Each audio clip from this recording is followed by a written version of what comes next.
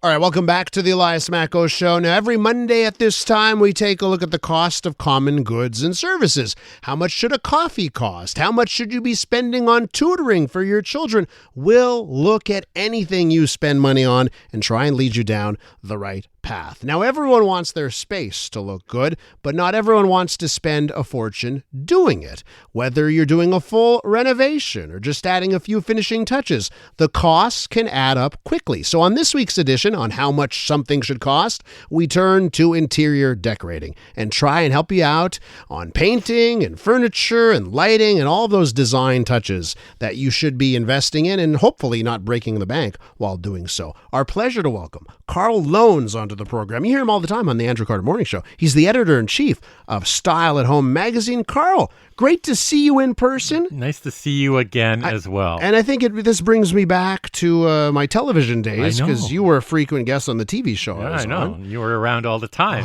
All the time. Right. Well, it's my 30th year at Style at Home TV, eh? Jeez. So I do know about decorating. My goodness. And I know about saving money as well. Okay, so there we go. Let's try and do all of that. And I guess, you know, this is a broad topic, but maybe I'll tackle it this way. When someone comes to you and says, Karl, you know, I want to renovate. I want to fix the interior design of my home. Yeah. How much do you think I should be spending? How do you answer a question like that? Well, first of all, you figure out how they live. Are they renters that want to invest a little bit of money? Yeah. And maybe they don't have any support from their landlord with that. Mm-hmm. Are you a new homeowner?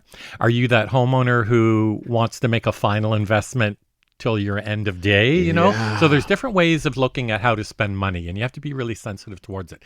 I think that you should also look at the age of what you have. So if you have a sofa that's 3 years old, there's options to make it better, maybe not replace it.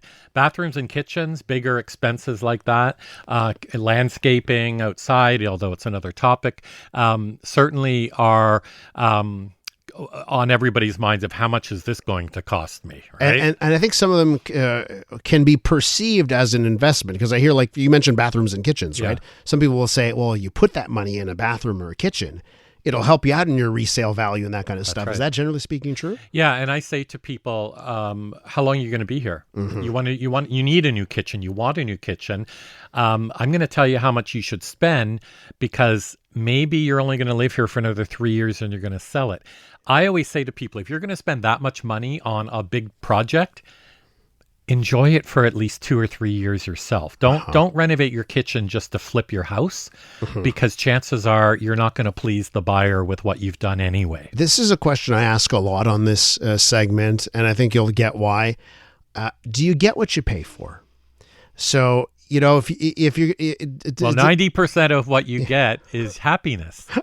So you can answer that truly, really, because decorating in a whole is simply a form of opinion, right? Yeah. I love it. I don't care what anybody else thinks. A lot of people say I love it, but I have to know that everyone else will love it too, like my friends and my neighbors, or I'm going to resell. So there's different ways of doing it. Let's talk about kitchens and bathrooms.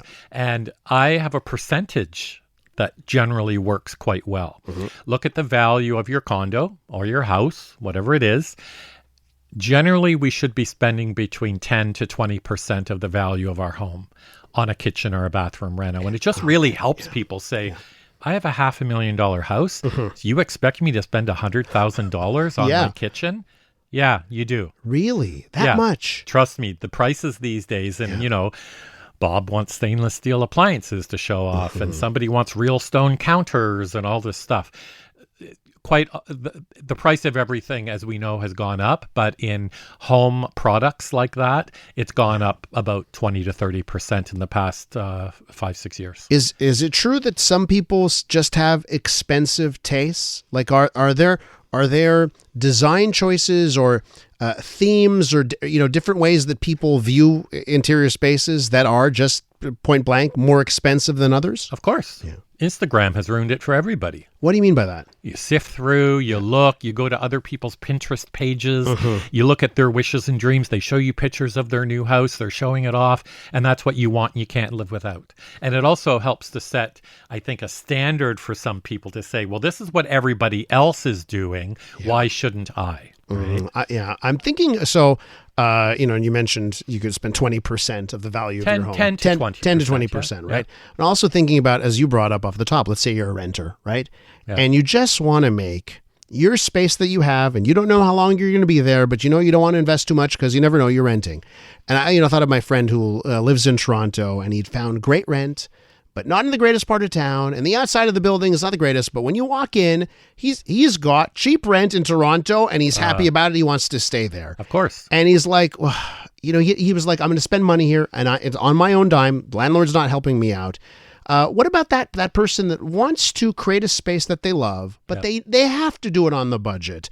Yeah. So looking at, let's talk about a kitchen. That's a big one. Yeah. Because they're a rental. You're not gonna do that on a rental, like exactly. a gut job on a kitchen. There's products like color transformations or kitchen transformations, which gives you a kit to paint your kitchen cupboards, and it's really durable. It's good. The backsplash is a great area in the kitchen to invest in because it's not a big space to cover, and it's usually homeowner friendly to do it yourself. Yeah. Your countertops, you can get the same look you see on Instagram in something like a laminate countertop, right? And that's going to give you a good 5 to 10 years, no problem. So there's many ways. Peel and stick tiles, which look like slate and all the fancy stone. I use those on backsplashes. It's a vertical surface. They don't get used, and they look really pretty. So there's a lot of changing your hardware in your on your cupboards and kitchens cabinets. In the bathroom, you know what? It's wallpaper. It's a shower curtain, and basically the room is filled with something that gives it a whole different look. Yeah, that's right. Right? And that is an easy fix, right? Yeah. Okay, I want to ask you about when you're filling up a home. Are you can go to perhaps the most hoity-toity expensive furniture shops. Yep. You can also go down the secondhand route. I wonder when you're doing interior design, how do you view where you're buying things, and can you fill a home with the secondhand items? I think that my trick is that I try to sell them on more of what we call an eclectic look.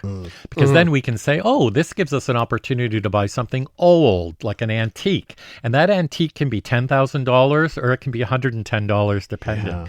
Oh, let's take that old dresser and let's just spray it in high gloss paint and it'll look really rich. Or take the dresser that you want to put in your dining room because you need storage and just have a nice piece of stone cut for the top of it so it looks and feels a little nicer and like it belongs in a dining room rather than a bedroom. So the head of bed, like your headboard, you could hang a beautiful Persian carpet that you have that doesn't fit your rooms anymore, on the wall as a backdrop, or draperies behind the bed, or painting just a simple big black square behind your bed gives the impact. So there's many easy ways to do it. You can go, there's a Montreal company, Montauk Sofa. They're very well known. Yeah.